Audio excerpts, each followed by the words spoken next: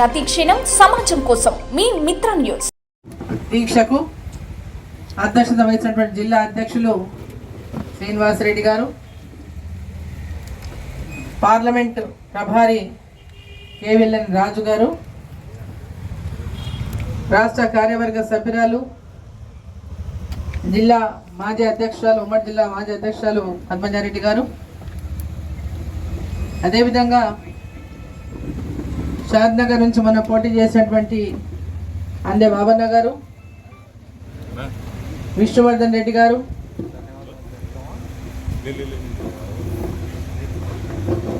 రాజేందర్ రెడ్డి గారు, బాలాత్రిపుర సుందర్ గారు, పాండరంగారెడ్డి గారు, కొండన్న గారు, అదేవిధంగా జనార్దన్ రెడ్డి గారు, కృష్ణవర్ధన్ రెడ్డి గారు, ప్రశాంత్ రెడ్డి గారు, అదేవిధంగా సీను గారు, నారాయణ గారు, కృష్ణ గారు, మరి ఇక్కడ ఉన్నటువంటి శ్రీనివాస్ గారు, రాజేందర్ రెడ్డి గారు, అంజన్న గారు, అదేవిధంగా గంగన్న గారు, అందరికీ ఉన్నటువంటి యాదగిరి గారు, ప్రతి ఒక్కరికి పేరు పేరున convener, parliament convener Pavan Kumar garu, విస్తారక బుడ్డన్న గారు, మరి యొక్క రైతు సత్యాగ్రహ దీక్షకు ఇచ్చేసినటువంటి రైతన్నలు, అదేవిధంగా మన భారతీయ జనతా పార్టీ కార్యకర్తలు, నాయకులు, ప్రతి ఒక్కరికి పేరు పేరున మీడియా మిత్రులకు అందరికీ, ప్రింట్ అండ్ ఎలక్ట్రానిక్ మీడియా మిత్రులకు అందరికీ నాయక నమస్కారాలు. ఈరోజు రాష్ట్ర వ్యాప్తంగా కూడా భారతీయ జనతా పార్టీ రైతులకు ఒక అండగా ఉండడానికి ఈ రాష్ట్ర ప్రభుత్వం ఇచ్చినటువంటి హామీలను నెరవేర్చే వరకు మీ వెంట మేము ఉంటామని సత్యాగ్రహ దీక్షను ప్రతి జిల్లా కేంద్రంలో ఇవాళ రైతులకు అండగా నిలుస్తూ చేపట్టినటువంటి దీక్షలు. ఈ యొక్క కాంగ్రెస్ ప్రభుత్వం ఈరోజు అధికారంలోకి వచ్చినటువంటి కాంగ్రెస్ పార్టీ ఎన్నికలకు ముందు, అసెంబ్లీ ఎన్నికల ముందు రైతుల కోసం అనేక హామీలు ఇచ్చింది. వాళ్ళు ఇచ్చినటువంటి 6 గ్యారెంటీలో రైతులకు కూడా అనేక హామీలు ఇచ్చింది. ఈరోజు ఆ రైతన్నలే ప్రశ్నిస్తూ ఉన్నారు. దానికి ముఖ్యమంత్రి జవాబు చెప్పాలా, కాంగ్రెస్ ప్రభుత్వం జవాబు చెప్పాలా. మీరు ఇస్తున్న 2 లక్షల రుణమాఫీ ఏమైందని రైతన్నలు ప్రశ్నిస్తున్నారు. మీరు ఇస్తానన్న 15,000 రైతు బంధు ఏమైందని రైతన్నలు ప్రశ్నిస్తూ ఉన్నారు. కౌలు రైతులకు కూడా మీరు ఇస్తాన్న 15,000 ఏమైందని కౌలు రైతులు ప్రశ్నిస్తూ ఉన్నారు. రైతు కూలీలు ప్రశ్నిస్తూ ఉన్నారు. 12,000 రూపాయలు రైతు కూలీలకు అని చెప్పినటువంటి మీ హామీ ఏమైందని చెప్పి అది ప్రశ్నిస్తూ ఉన్నారు. 2 లక్షల రుణమాఫీ కేవలం హామీకే పరిమితమైందా అని చెప్పి ప్రశ్నిస్తూ ఉన్నారు. 500 రూపాయలు ధాన్యానికి 500 రూపాయల బోనస్ ని ప్రకటించినటువంటి కాంగ్రెస్ పార్టీని ప్రశ్నిస్తా ఉన్నారు. మీరు ప్రకటించినటువంటి బోనస్ ఏమైందని. పంట నష్టపోతే 25,000 రూపాయలు పంట నష్టపరిహారం చెల్లిస్తామన్నారు. 25,000 రూపాయల పంట నష్టపరిహారం ఎక్కడ ఉంది అని చెప్పి ప్రశ్నిస్తా ఉన్నారు. వాళ్ళ రైతులకు పండినటువంటి పంటలకు చేతికొచ్చే సమయానికి కూడా నీళ్లు అందించలేటువంటి దుస్థితిలో ఉన్నటువంటి కాంగ్రెస్ పార్టీని, కాంగ్రెస్ ప్రభుత్వాన్ని ప్రశ్నిస్తా ఉన్నారు. ఏది మీ రైతులకు ఇచ్చినటువంటి హామీ అని, ఏది మీ రైతులకు ఇచ్చినటువంటి భరోసా అని. రైతులని ఇవాళ పూర్తిగా ఆందోళనకు గురి చేస్తూ, మనోవేదనకు గురి చేస్తూ, రైతులకు ఇచ్చిన హామీని నిలబెట్టుకోకుండా రైతులను మోసం చేసినటువంటి ఈ కాంగ్రెస్ ప్రభుత్వాన్ని ఎన్నికల సమయంలో, ఎన్నికల కోసం, ఓట్ల కోసం హామీలు ఇచ్చి అధికారంలో వచ్చినటువంటి కాంగ్రెస్ పార్టీని, కాంగ్రెస్ ప్రభుత్వాన్ని రైతన్నలు ప్రశ్నిస్తా ఉన్నారు. ఈ రైతన్నలకు జవాబు చెప్పాల్సినటువంటి బాధ్యత ఈ రాష్ట్ర ముఖ్యమంత్రికి ఈరోజు పెద్ద ఎత్తున రైతులను పట్టించుకోకుండా ఉన్నటువంటి రాష్ట్ర ముఖ్యమంత్రికి ఉన్నది. వీరికి అందరికీ కూడా ఎన్నికలు వచ్చినాయని ఎన్నికల మీద మీకున్న ధ్యాస పార్లమెంట్ ఎన్నికల్లో గెలవాలన్న ధ్యాస తప్పితే ఈ రైతాంగం గురించి ఒక్క పూటైనా ఈ రాష్ట్ర ప్రభుత్వం ఆలోచిస్తుందని చెప్పి నేను ప్రశ్నిస్తా ఉన్నా. ఈ కష్టకాలంలో రైతుల గురించి ఎందుకు మీరు ఇంత పెద్ద ఎత్తున నిర్లక్ష్యం ఈ రాష్ట్ర ప్రభుత్వం వహిస్తా ఉన్నదని చెప్పి నేను ప్రశ్నిస్తా ఉన్నా. మొన్న వల్లగండ్ల వానలు పడి చాలా ప్రాంతాల్లో రైతులకు పంటలు నష్టపోయి తీవ్ర నష్టం జరిగిన రైతన్నలకు ఇప్పటిదాకా వారికి ఎలాంటి సహకారం ఈ రాష్ట్ర ప్రభుత్వం నుంచి అందలేదు. కేవలం మాటలకు కాగితాల మీద రాతలకే పరిమితం అయిపోయినాయి కాంగ్రెస్ ప్రభుత్వం యొక్క హామీలు, కాంగ్రెస్ పార్టీ యొక్క హామీలు. ఈరోజు 24 గంటల కరెంట్ అంటా ఉన్నారు. ఎక్కడ పోయినా కరెంటు.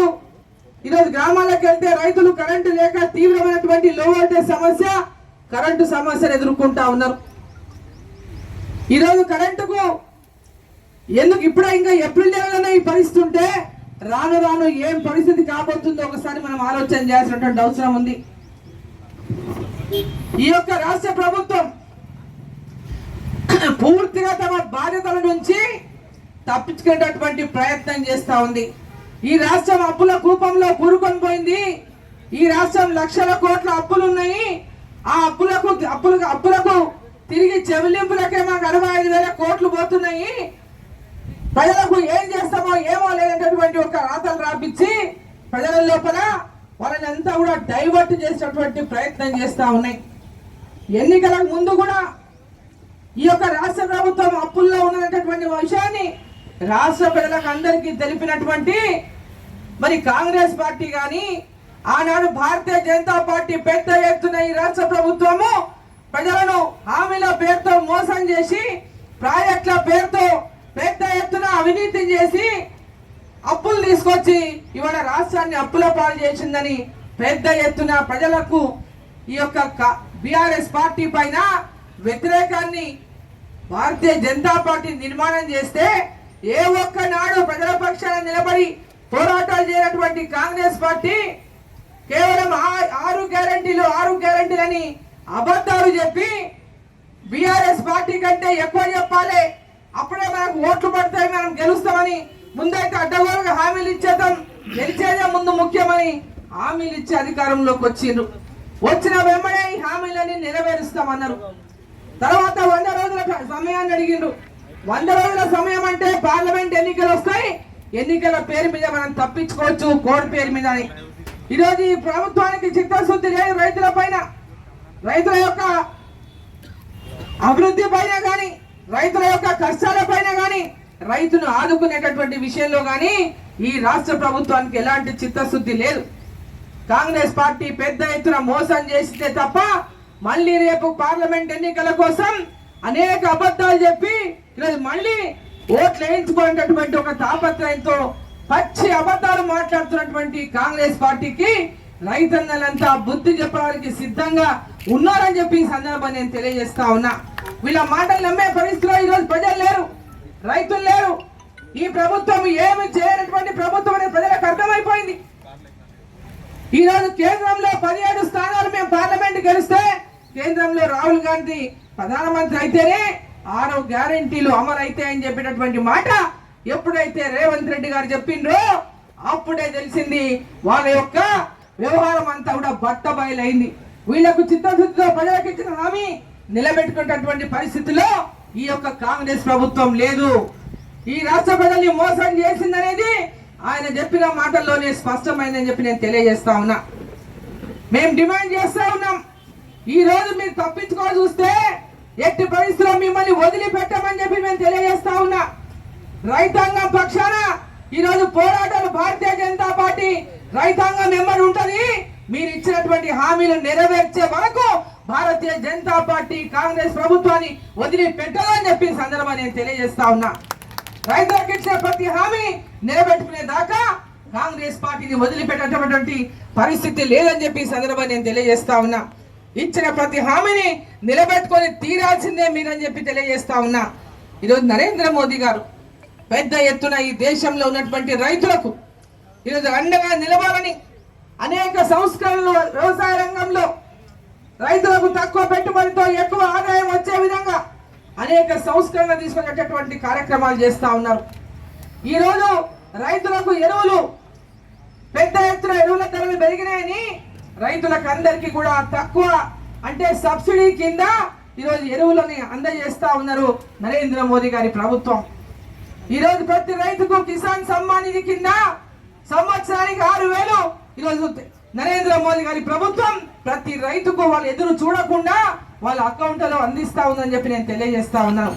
ఈ రోజు రైతన్నలు వాళ్ళు మందు కొట్టుకోవాలన్నా, ఎరువులకు స్ప్రే చేసుకోవాలన్నా వారికి తక్కువ సమయంలో తక్కువ ఖర్చుతో ఎక్కువ ఆదాయము సమయము రెండు ఆదా చేస్తూ చేయాలనేటువంటి ఒక లక్ష్యంతో ప్రతి ఒక్క గ్రామంలో డ్రోన్ ద్వారా రైతులకు స్ప్రేయింగ్ అంటే మందులు కానీ ఎరువులు కానీ స్ప్రే చేసుకునే విధంగా ప్రతి మహిళా సంఘానికి ఈరోజు రైతుల కోసం డ్రోన్లని అందించారని చెప్పి ఈ సందర్భాన్ని నేను తెలియజేస్తా ఉన్నా. మహిళా సంఘాలు ఆ డ్రోన్లకు ట్రైనింగ్ ఇప్పించి మహిళా సంఘాలకు ఆ డ్రోన్లని రైతులకు ఆయా గ్రామాల్లో ఉన్నటువంటి రైతులు ఆ డ్రోన్ల ద్వారా ఎరువులు స్ప్రే చేసుకున్నా లేదా మందులు స్ప్రే చేసుకున్నా తక్కువ సమయంలో ఎక్కువ ఏరియాకు వాళ్ళు ఆ యొక్క డ్రోన్ ద్వారా చేసుకోవడం వల్ల వాళ్ళ ఆరోగ్యం దెబ్బతినకుండా డైరెక్ట్ గా మందు ఎఫెక్ట్ ఆ రైతు మీద పడకుండా అదేవిధంగా సమయాన్ని కూడా ఆదా చేస్తూ ఎరువులను కూడా ఆదా చేస్తూ అదేవిధంగా మందులను కూడా ఆదా చేస్తూ ఈరోజు రైతుకు వాళ్ళు తోడ్పడాలనేటువంటి లక్ష్యంతో నరేంద్ర మోదీ గారు పనిచేస్తా ఉన్నారు.